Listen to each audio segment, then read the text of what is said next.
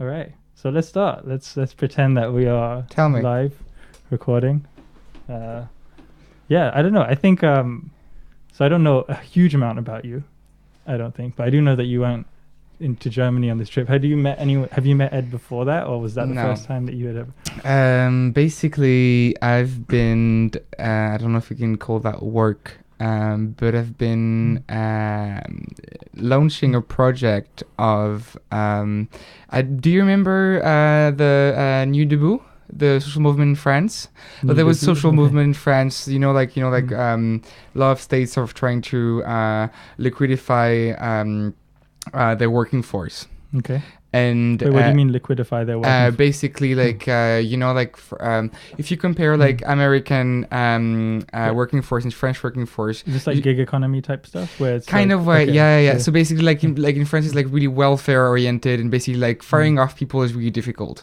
Whereas in the United States, it's really easy. So like this idea of trade unions and people who have power. Exactly, and basically like the point was like making it easy for people to adapt to the fluctuation of the market.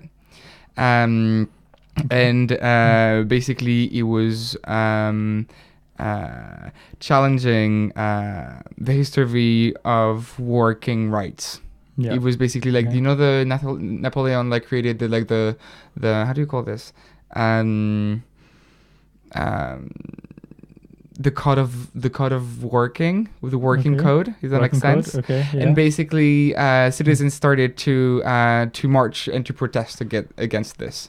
Okay. What was the code of working? I don't know. My French history is not very good, I guess. So that was in 2017. That was in 2015, if I recall well. And they were marching against the fact that in France, like against the destabilization of their work security. Okay. Does that make sense? When was this? Like 2015. So I was in Barcelona at that time. So I studied my master's I'm studying my undergrad in 2014, and then I went abroad on a replacement year in Barcelona. When I was in Barcelona, that was when that happened. It was like February. Late February. Yeah, I started late February 2015, and basically this protest rapidly grow into how do we take decisions in France, and into consultation, like how decisions are being made, and then the social movement grew on that with occupation of Republic Square in France. Okay, but the big threat was like so in England talk a lot about Uber, and like 2 weeks ago there was a judgment that Uber is what they're doing is illegal because they're not respecting workers' rights. Yeah. Was that the main driving force behind this? Was there like an external force? It was not centered so much on like what can be perceived by most of the people in France as innovation or like a kind of new type of work, but actually like traditional work. Of like you because I don't know how it works in the United States and France or in the UK, but like they had this idea, like for example, like you enter a company and you work there for 30 years, and then you just stop working there, and then you're, how do you say retired? You just retired, and so you get a pension. About it. Okay. Yeah, but so that's how it used to be. For most people, right? And this law, la loi du travail, which is like working law, literally translated, was about deregulating work and making it more easy for companies to fire off people and to recruit people according to their needs. Right. Okay. Yeah. So, which is kind of entered into this gig economy kind of vibe, but it was not really at all centered around like all the debate around Deliveroo or Uber and about like workers' rights, because those workers don't have any rights. Right. It was more about workers who already have rights. Okay. Does that make sense? And yeah, so it started on commission were established, the camp were established, and makes sense. And so, but this was like was this your first real foray into activism? I was not even there. So like at the time I was in Barcelona, and I was working remotely with a friend in Tel Aviv on a project called Bridge that was bridge between citizens and representatives to basically like acknowledging kind of the rupture of social contracts to create new accountability mechanisms. Okay. And at the time we were like, wow, this is history being written in France, and we cannot not help contribute to the debate that's taking place in Paris. And then we tried to link the what we observed is that the social movement didn't have enough tools.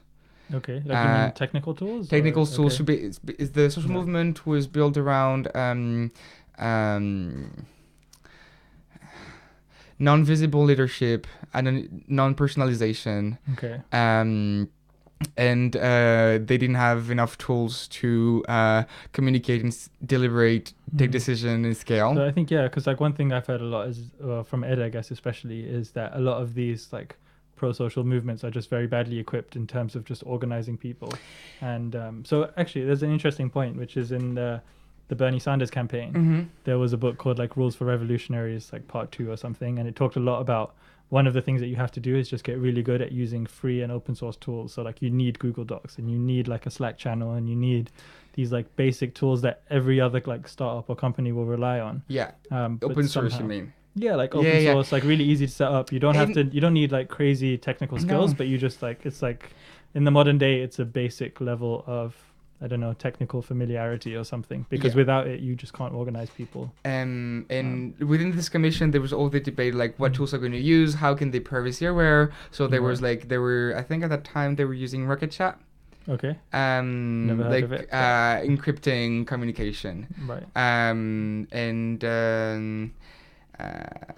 There was really a fear of being co-opted and of losing the philosophy of the movement. Okay. And what we tried to do is to help them build their own tools. If basically they didn't want to use proprietary software. Right. Yeah. And I think they had a hackpad and not much. How big was this movement? Like how many people were marching? And it was so basically like along with this philosophy of like non-personalization, they were like totally decentralized movement. So like the quantifying it was kind of difficult. Okay. But on La Place à République, I think there was more than 500. I have no idea. I would need to check that out to be honest. But I mean, ballpark figure, was it like 100? Was it a million? No, people, it was like it depends, because like Nuit Debout, like the name came from, because you know like everything that happened after the terrorist attack. Right. Okay. So basically, there was like so like emergency state, so people could not demonstrate. So it happened like Nuit Debout because people were just standing on like La Place de la République at night, all night long, just standing there, not protesting, not anything, because people could not protest. And Nuit Debout, which is like standing in the night, this is like the literal translation, then spread. But this is like the Charlie Hebdo thing. Yes. No. Or was that different? No. It was Charlie Hebdo, and after I'm so bad at this. The name, the guy, like the multiple attacks in Paris. So there was an attacks in the football stadium. There was an attack in the north of Paris. Right. You know where? Yeah, like the Bataclan or something. Yeah. Or was that? Yeah. Okay. So were you there for all of that as well? Like, no, and I actually remember being in Paris, and it was terrible. It was terrible not being there, and not be able to reach out to your friends, and it was really intense. But I remember coming back to Paris afterwards, and participating into the march, which was impressive. Anyway, so coming back to that. They could not really protest, and that was decentralized. So it was more about like sitting until police force like kicks you out. But it was all peaceful, and it was all peaceful. Yeah. And I actually like this started kind of the debate about like police violence within France. Anyway, so like we're going around lots of different topics, but I'm curious about all of them. What we try to do is basically like bridge the technological commission of the social movement with an hackathon, so they could actually build tools and receive help, and how the point was like scaling the movement, right? Right. But in this like emergency state when everyone was so you had a lot of people coming up probably wanting to help, and like you weren't struggling to find people. The thing is, like I wasn't there. My friend wasn't there, but we got in touch in like the at that time like the civic tech community in France called Open Source Politics. Okay. And we're trying to like with Valentin Chaput, and we try to get in touch with them and basically like trying to help facilitate that process. But the thing is just like when you're not there, even though you can have a idea and like get in touch with people, it's difficult to get things done and even to actually get within the project, because basically like Valentin was the person that went physically there and then helped them like going to the hackathon and and from this basically okay. Oh, so what's the link between this period of time, 2015, and then the like trip to Germany? Like, so you got invited to that, I'm sure. Yeah. That was like So I'm gonna get to that.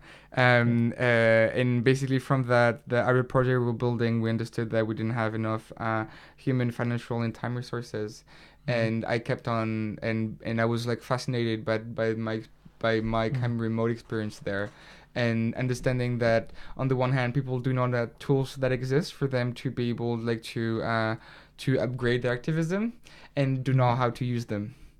And so I conned this idea of Civic Lab Barcelona and an open space to give the opportunity for people to empower themselves, not only with tools, but also with understanding how the tools works and what the impact on the tools, and a network to build the tools in Barcelona, because that was a time where I was in Barcelona at that time. I was doing my replacement year, and this went on, and it was really cool because in Barcelona you have this. So Barcelona is a bastion of one of the bastions of the social movement of 15M, and you have on the one hand 15M Indignados. Which was like post 2008, one of post 2008 social movement where people were like one of the biggest unemployment rates in Europe for youngsters, and people actually kicked out of their homes, and actually like also like getting out the streets asking how can we fix this. We started social movement about how decisions are made, and they were trying then to like build up democracy from the bottom up using the Arcelarian model. Right. So and this is disconnected from what's happening in Barcelona right now. Not at all. Not at all. Because from this move, from what happened, was built the technopolitical, which is kind of technopolitics movement, which is linked with the collaborative movement and the cooperative movement in Barcelona, and there, like what happened is like, that's discussing again, but from the 15M. They were creating like political parties like Podemos, but also counter political parties like X.net, and also like different groups that got organized with social movement, and then were trying to push for technopolitics or the use of open source software to collectively deliberate and take decisions. And there was no civic tech, and it was a lot about a discussion about technology that was around activists, whether they're academicians or professional activists or researchers or intellectuals, basically.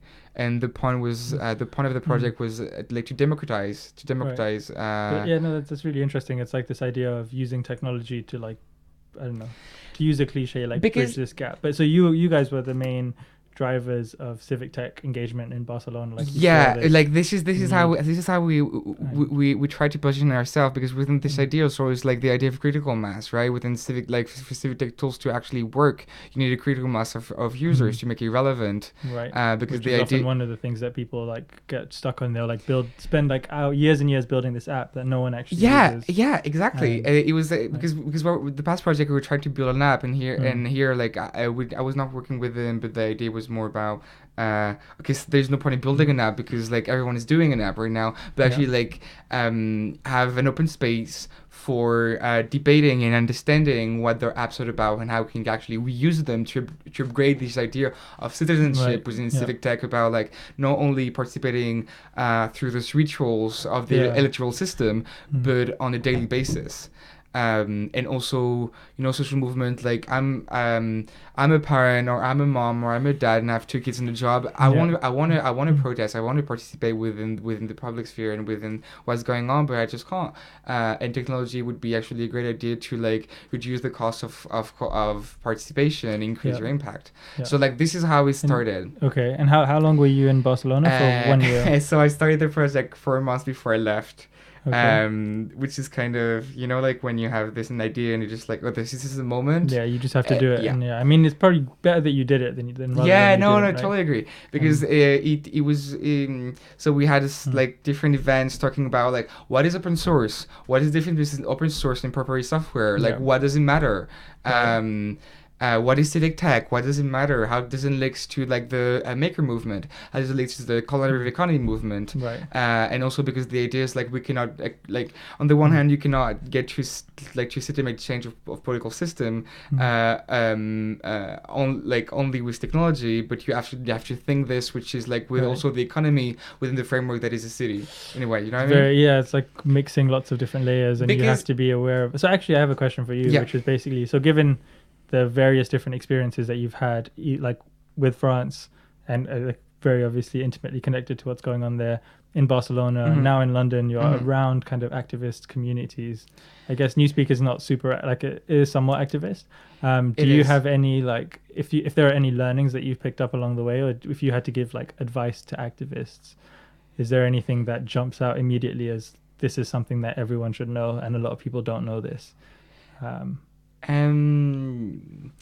As activists, sometimes we get really excited about a specific idea, or like the potential of a tool or of ideas, and sometimes you think that what you're thinking, no one thought about it before, and actually do research and do get in touch with people, and actually like if like what you want to propose is actually like contributing to the ongoing project, to the ongoing discussions, or the ongoing project, because it's highly likely that people are redoing what you're doing. Right. But do you think that's like ego driven to some degree as well? Like I remember I was reading like a while ago, and there was this piece about like there was this guy who wanted to build the longest clock that had ever. He wanted to build a clock that would just last for 10,000 years or something. And he came along and he spent like his whole life building this. I don't know if it's true or whether it's a fable, and he built it in some cave somewhere. And you can imagine this really complex machine, and he worked really hard to make sure it was clean and didn't get ruined. And essentially what happened was, after he died, people discovered this clock and it was running for 200-300 years or whatever, and they were like, wow, this is so incredible. But instead of maintaining it and cleaning it and like ensuring that it runs for 10,000 years, they were like, oh, why don't we make a clock that's going to run for 1,000,000 years? And so they went off and built their own thing. It seems like that happens quite a lot, where people would rather like start something themselves than contribute or maintain something that already exists. I totally agree. I think there's definitely like an ego vibe going on. Everyone wants to have their own app, but the thing is like most of the app that people create actually have another app that's been created in another part of the world, but people like, it's just like there's no thing they're built on others, right? Because also like of lack of information and lack of networking, and like especially within civic tech, like a lack of like common definition, common standards, common metrics, or it was and I got really inspired by the people from Paris, from our Pursuit Politics, and actually Virgile, who helped me like coin this project.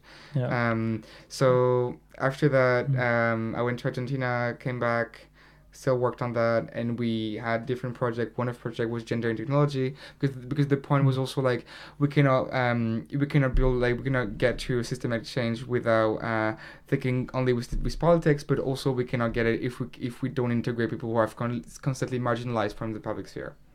Okay. Right. So we're like trying to address on the one hand gender issues with the project Gender Technology. On the other hand called Authentica, and that was about gamification democracy, and tap into the fundamental interest of people for participation, right. Which is like before participating and reading the new white paper and the participative budgeting, feeding my children, paying my rent, getting to work, etc., etc. So that project was about how can you valorize participation? How can you valorize your time? Because like I'm an activist, but I'm not paid for that because I love what I'm doing. But I can help people have more time for the activism, making that like time banking, making that their time that they invest within their activism can be valued on a local system, which means that. But like monetarily, you mean, or you mean like cryptocurrency? So there so would be all two billionaires now. Everyone who volunteered in Argentina. That was back in Barcelona. That was more about Barcelona. Yeah, cryptocurrency was too complicated, but like banking was more about I give my time on this project, and then I can be able to have not gain money, but like reduce my costs on commuting or grocery store. So those two projects we were running while I was in London, which was super challenging to remotely work on there. And it seems like you do a lot of remote working. It's probably a bad idea. Yeah. I don't know. Well, I mean, in London you have like Brixton, which, have you heard about the Brixton pound? No. And so it's a kind of local currency, basically. Yeah. So there's lots of local companies that accept the Brixton pound, and so you can pay for things in the Brixton pound. You can go to an ATM and take money out in Brixton pound, and the big chains like Tesco or Sainsbury's or whatever, they can't buy into this program, but the local businesses can. So if you have lots of Brixton pounds, then the only way that you can spend it is by supporting local businesses, which is quite an interesting mechanism. I don't know exactly how well it works, but it seems like it's a cool innovation, which does more than just like, oh, we want awareness. It's like now we're incentivizing you to support your local economy and to support the things that are happening like within your immediate area. And that's super interesting, and this is what we were trying to do, but the problem is like so I got back from my third year and like finishing my bachelor, which my year was really intense, because that's when a replacement year, and in where we're studying at City, first year I accounted for 10% of my final grade, second year 30%, third year 60%, but then when a replacement year there was only creative validation, so my third year was 90% of my final grade, which was intense, and that must have been nice and relaxing. Yes, and also like remotely managing a team, which was interesting, and it was really interesting. But for sure, like remotely working is not optimal at all. But parallel to that, alongside that, I was working with a community called CivicWise that I've been working for. Kind of the institutional, like the research arm of the government of Madrid. That's called Medilab Prado, and that coming back to the Indignados. So like you had parties and counter parties who created a coalition that won local election. So now you have actually activists in government in Madrid and Barcelona, who are implementing. This is separate from like the national Spanish government. This is just within the cities. It's just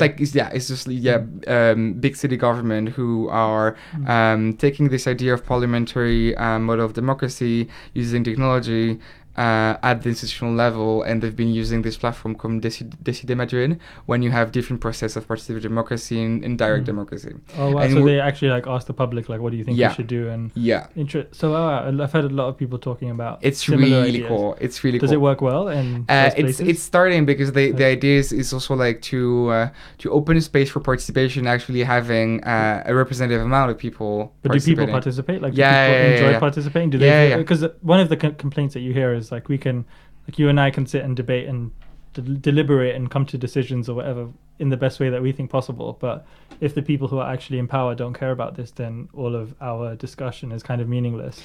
And I think in England, people often feel quite as though like there's no point doing all of this stuff because Brexit is ultimately going to be decided by Theresa May and David Davis. So like, why would we even need to have an opinion? Yeah, properly? Actually, like that's a point that's a different scale. So basically, like because of that kind of local scale, they cannot act upon the most urgent policies, which is like monetary policy. But they actually can work on urban planning, and they actually can work on, for example, they had the direct democracy process, which seems really trivial, which is about optimizing the transport ticket. Okay, that's interesting. And so wait, so I just want to get a feel for how it would feel like if I was a resident of Barcelona or Madrid. What would how much would I interact with this thing? Would I just download an app on my phone? And no, it's a platform. It's like online or? It's a platform that is mobile friendly, I guess. I hope. And how many people participate in this? Like what percentage? Oh, I used to get the numbers. I used to have the numbers. But I'm really bad at numbers. Okay. And it's like it's. The government actually uses it, and they so basically, like for one of the processes is like if someone triggers a certain number of support, this will be considered by the city council and trigger an entire vote of the city on that matter, which is actually really cool. But the city is in the public, not because we have like petitions, and if it reaches 100,000 votes or whatever, then Parliament has to provide an opinion on that's again at the like local level of the city. So like they were working on this and I was working with them, and actually we can try to improve citizen proposal on the platform, building trust and also building community and making like a digital and participative participation process interact in retro element. Yeah, what's it called again? Decide Madrid. So it's decide.madrid. Okay. As I was working with them, and I was also getting to know, like, I went to TikTok, I went to the OGP, I went to basically like developing and to know people about like what's going on, and it was really interesting. And our last project was kind of meshing all the past project into one, which was the Civic School. Okay. It was a pilot project on digital citizenship where we were all again like doing this opening of knowledge tools and networks, but actually like kind of connecting technopolitics to the economy, to gender and cultural stereotypes embedded within technology, and citizen coordination and citizen prototyping. It's called Escuela Cívica. Okay, you've worked on a lot of things, I think. I think I'm a little bit confused now. Sorry, no. So basically, like to sum up, like I created this project when I was doing my Erasmus. Then from this project, we started one project called Gender Technology, and the other one called Authentica that ran during last year. There's like kind of still running, like kind of posing, they're kind of posing, especially because we've been doing this umbrella project called Escuela Cívica that was actually about like engaging people not on specific subject but as like more all inclusive. Okay. Trying also like to strengthen the civic ecosystem. That was in Barcelona this summer. In Barcelona also. Yeah. Okay. And I feel like I'm learning a lot about just how much is happening. Yeah, Barcelona, and also like the cool thing about Barcelona is because of the social movement, there is a civic. People are interested and people are aware and acknowledge the fact that actually like people who are interested in doing stuff. Yeah. Are there any big differences that you've noticed in London? Like since you've been living here, have you noticed anything? Oh, compared to Europe, like what you feel you would have an interesting insight, I think, just because you. I don't like I don't know I didn't get to know the really grassroots activists in London, but in Barcelona it's definitely people are eager, and because also like people like the activists have been institutionalizing themselves. There are lots of different projects. Barcelona has like two ongoing like European project called Making Sense and Decode. Decode is an amazing project that is about like using blockchain to give back data ownership to citizens, which is one of the big stakes of the personal data economy. And the other one's Making Sense, which is like through open source hardware building civic literacy for civic lobbying. Okay. Which is super cool. Do you think so? In London, though, have you just not found a similar level? Yeah, maybe because last year I was like really like between like I was in Spain and then I was like doing my dissertation, which was actually an impact assessment of this imagine. Okay, so you had to be involved, I guess, but yeah, but in London, I don't know. I think it's like also cultural, because maybe I tend to relate more people in Spain. I think maybe it's easier. I mean, maybe it's just house prices are so expensive that people, can't afford to be activists because they, I don't know. One thing I was really worried about when I came back to London was, if you're an artist or someone, or if you don't work in finance, then you're not really going to be able to like make the kind of money that you would need to live in, nice areas in London. This is yeah. Sorry. So is that like a common thing? I mean, in Berlin, I guess they have rent controls, and it seems like a lot of people from London, especially, have been moving to Berlin, and you hear stories of this all the time. Does that contribute, or do you think that there's something more fundamental happening in London, which means that you don't see as much? No, I totally agree. I think like in Barcelona, you can live with not a lot of money. In London, it gets really complicated, really quickly, and also because of this cooperative tradition that is really rooted within the civil society. There is this sense of solidarity that I don't see in London. Okay. And of care, or maybe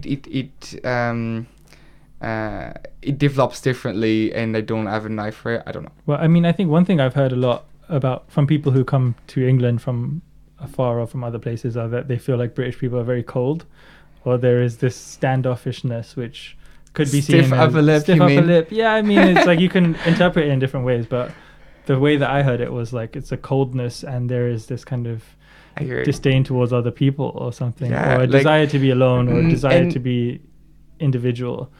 And I think even in London, there is also like sometimes it's so difficult to meet up with friends because everyone is so busy. Right. Why is everyone so busy though? Is there an explanation for that? I think especially in London, there's kind of this competition for like doing lots of stuff and a lot of school stuff.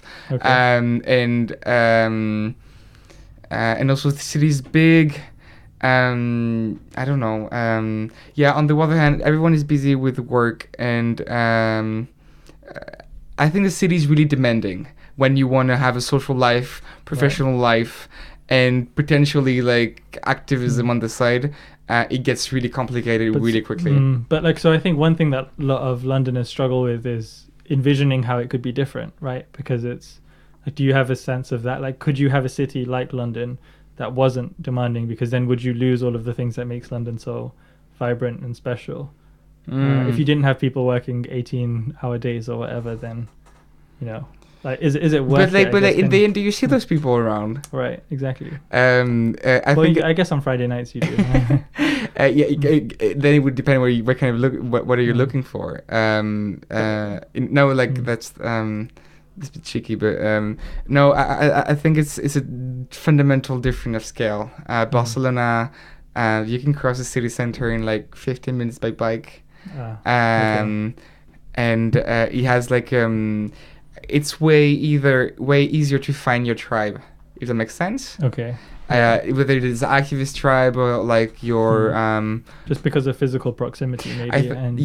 Yeah, no, it's true. Like a lot of my friends in London will live really far away, so it's like if you want to meet up with people, you have to plan well in advance because you're requiring like a 40-minute journey. Yeah. Or and a lot of people plan things out like far in advance, I think, in London. So it's quite difficult to like get onto people's calendars and schedules. And part of this idea of like city being demanding, it's also about like it's professionally demanding, and then it gets socially demanding because the city is so big, right? And because everyone has to make the ends meet. So I was back in Barcelona last summer, and a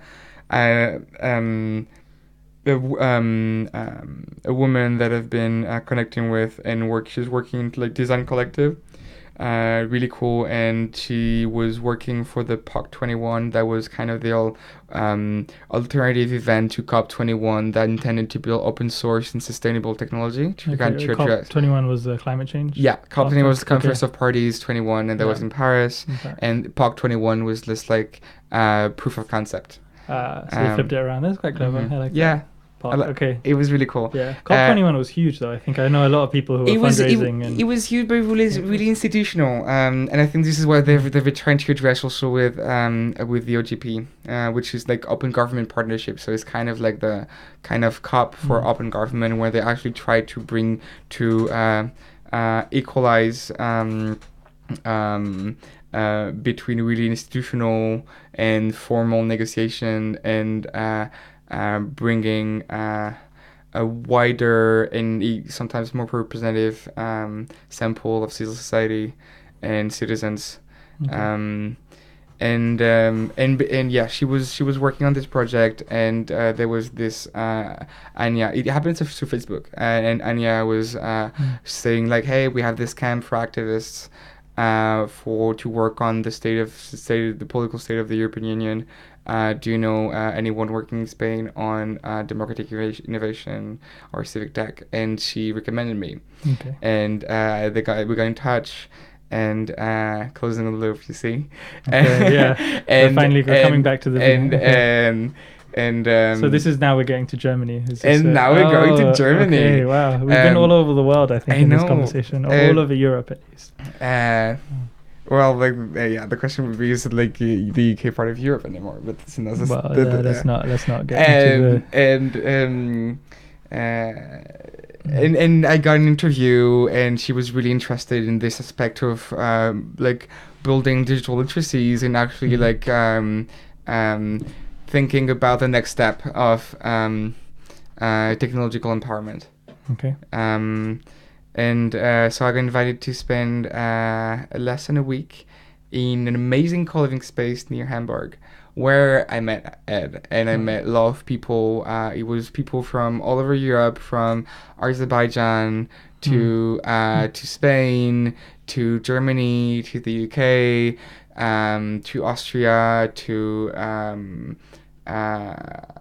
Poland, from all over the world. And that was really cool because everyone was working really different stuff.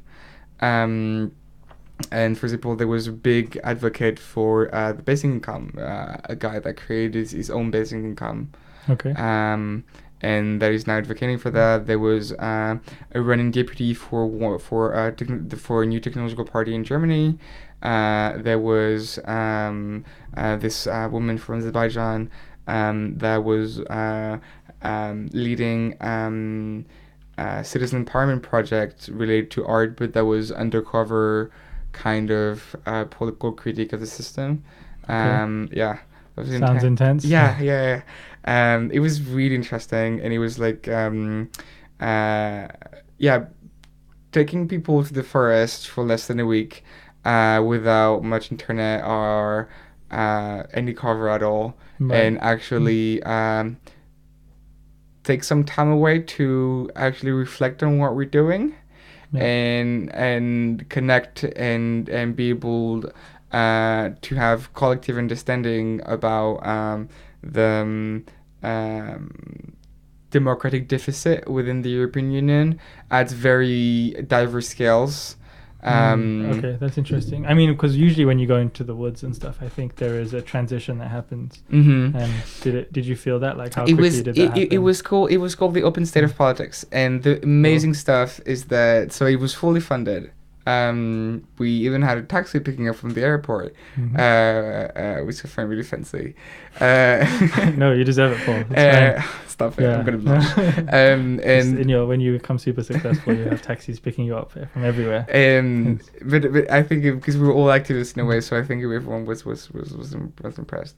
But what the first activity they made us do is write on write on a piece of paper why are we here and what is our own vendetta. Okay.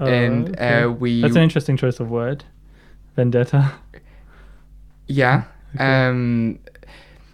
Our like, why are we here? What's our mission? Why? What do we want to achieve? And what is the main problem that we see within the European space? And how can we address it? Yeah. And then summarizing in one sentence that we would write on a placard. And then we would go to the forest, and they ritualized the camp in a really interesting way.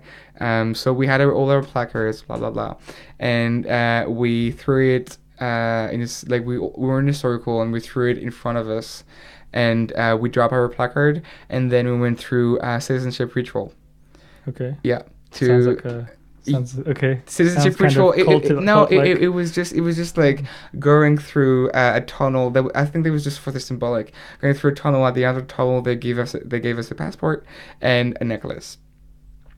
And that was symbolizing, like, the entrance, like, to, like, when you separate, like, I think that was part of separating what we arrived with.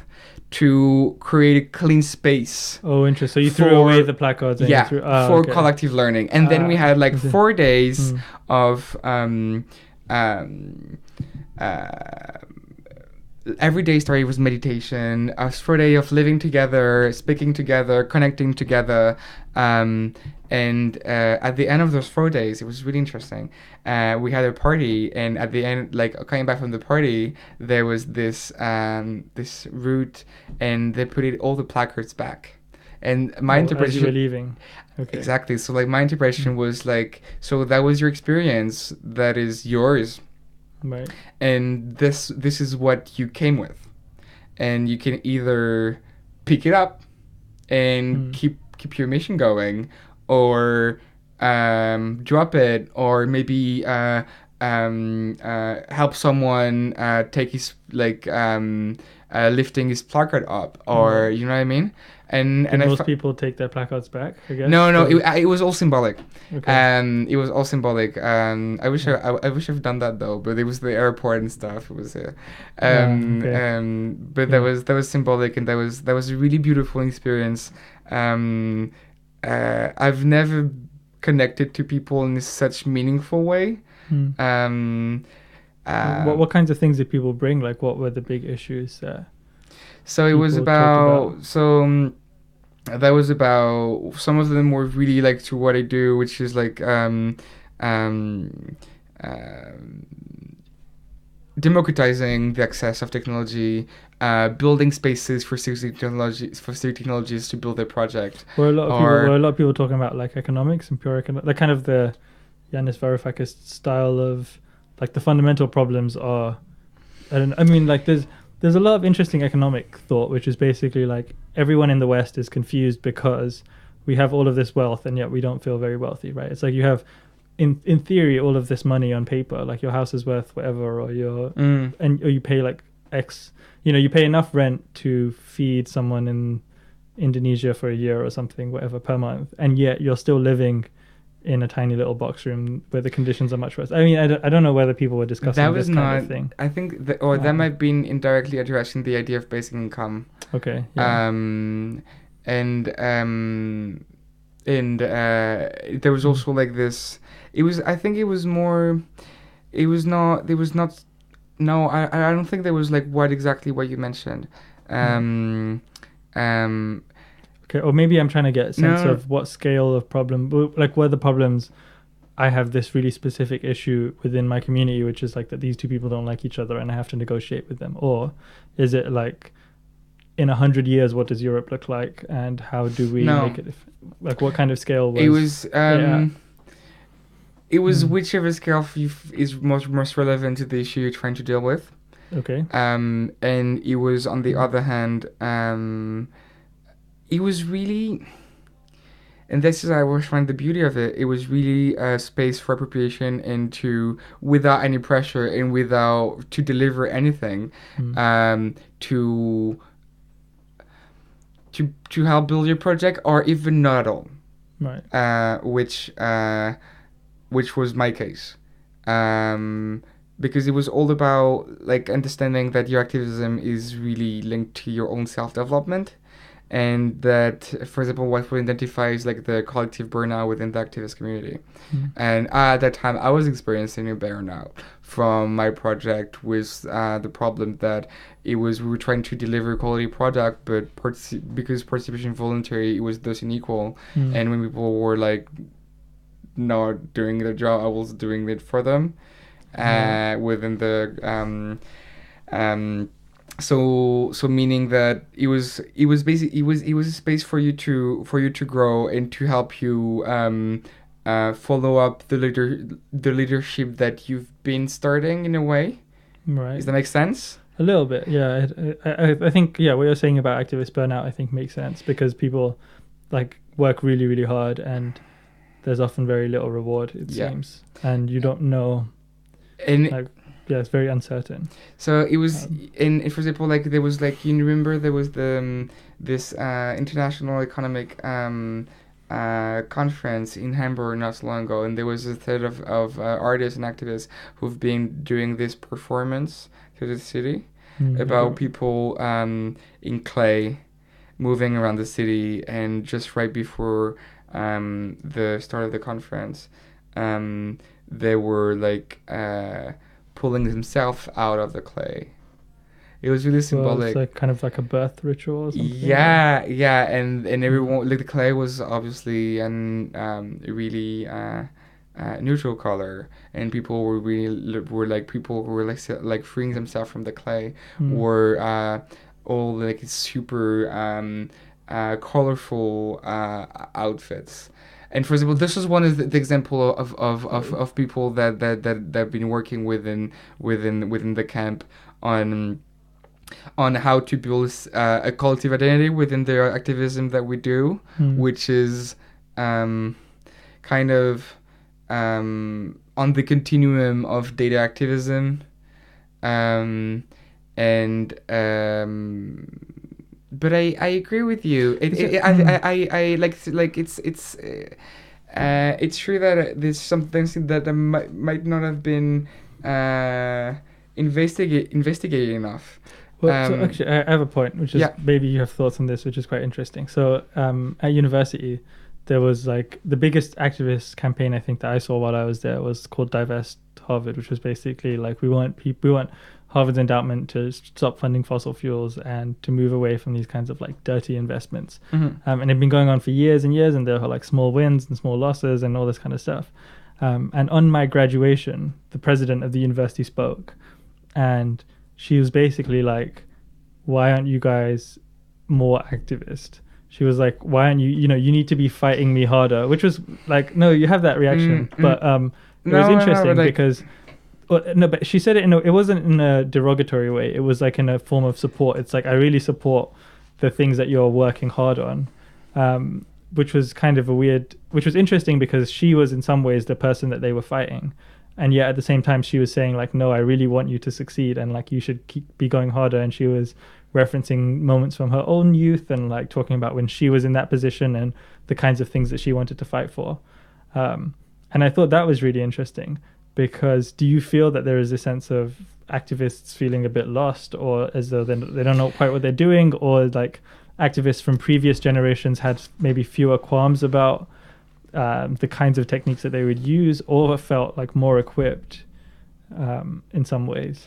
Like, and I guess this ties into this label of like social justice warrior, or there are in modern discourse there is kind of this derogatory way of speaking about activists, like, oh, they're not getting real jobs, or like, oh, they're all exactly broke and stuff. Like, how does this tie into a collective activist identity?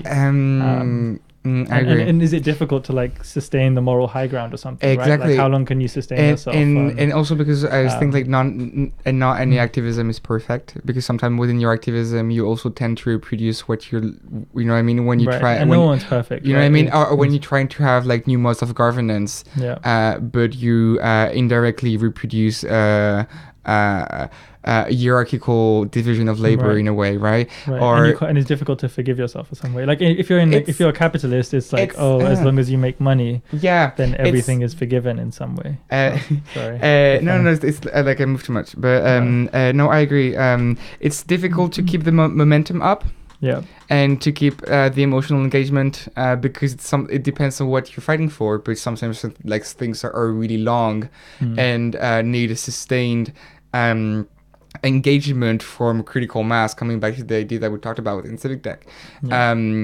And if you frame this very problem within the fact that within civic tech there is no business model that sustains its philosophy and ethics, you can have a problem of sustainability. If you're going to get your impact on the long term, but it's difficult for you to sustain the project or to sustain participation, because actually people will have kids, have a job, and have to, you know what I mean? So, which is really sad. Yeah, so this concept of like pragmatism, right? It's like goodwill and good like intentions will get you so far, but then you also need the raw like financial and organizational things. This basically all this like drove me into thinking like, how can we give time to be citizens? That's so interesting. Yeah. Wow. Because is that like a concept of modernity or something? Like, do you think that people in the past had more time to be citizens, or is it always the case that no? You know, I think I think there's certainly like a democratization of activism. Everyone, like, it depends what you call activism. Is activism like you download, like encrypting your communication? Is activism engaging in like open data of privacy advocacy? Is data activism helping traditional activists using technological tools? Is it actually about software, or is it more about information and knowledge? But I'm interested in the quote that was like giving people the time to be citizens. Yeah. What does that look like? Or because I mean, there are some societies, I guess Israel, is one that comes to mind, where people are like very politically engaged all the time, because I don't know exactly why, but it's this sense of potentially feeling as though politics has a much more direct influence on their lives. Yeah. Like in India, the same. I think that everyone has a political opinion, and I attributed that to the fact that the society is just a bit more open, and so, you know, there's so many people who are explicitly this way or that way that you get very used to people being political. Whereas in England, it's like if you say something that's even a little bit controversial, then suddenly like everyone in your workplace is like, who's this weird person? Yeah. And it's not as embedded into the culture to be like vocally opinionated, I think, which I don't know what that looks like if people were more opinionated, whether that would cause more divisions, or whether that would actually help to patch some of the differences that we're seeing. Maybe that would be about like how to canalize this energy, and how to canalize like this maybe in a deliberative pace, to actually give people, this is the idea of basic income, right? About, in a way, like giving people to have time. I mean, but that's one question I have is it just time, or is it also something else, like some kind of more fundamental cultural thing? Like, because you could think that if you just gave people more time, then they would just spend that time going to the cinema and, you know, going out with their friends and drinking and this kind of thing. Like, there's no reason to suggest that more time would necessarily translate to more civic activity. It seems to, I mean, there is an argument that would happen, but there is also something about identity, and it's like, what do you consider your responsibilities to be, and your power to be within a society, in your commitment. I agree. Like, are you rewarded for the civic engagement that you do show? And this is why I was really interested in this like, for example, there's, you know, also your different European project called Descent that was kind of the little sister, the big sister of Decode. That was about building open source software for collective decision making and kind of civic tech. And part of the idea that was not developed with this project is about rewarding people for participation. Yeah, which is a really controversial idea. I mean, it's so tricky, because I mean, you don't want to give like extrinsic motivations to things that should be intrinsic, but then you also want to fight against this like 50-year thing of apathy. I mean, but like, where does that come from? Because that's also in some ways like incentivized, and I would argue by the advertising industry and by the media industry in some ways, where it's like, oh, we will constantly tell you that the only meaning of your life is to like sleep with as many women as possible, or to just enjoy yourself all the time. And so when you get to 21 years old and you don't really care about politics, then it's fine, and you have to fight that transition. Like, we have there's another narrative, I guess, which is, your job as a citizen is to be aware and to pay attention. And but I think like the apathy comes a lot. But sometimes you see like people don't want to even talk about the very word politics. Right. Triggers this like people close themselves. Yeah, but why though? That's why I'm interested in. My hypothesis is just because politics don't treat about citizens. It don't deal with citizens. It like in a way it's just like it's so this enclosed sphere that people think that's, and this is what's happening all around, like at least like in Western Europe, from point of view in the United States, is about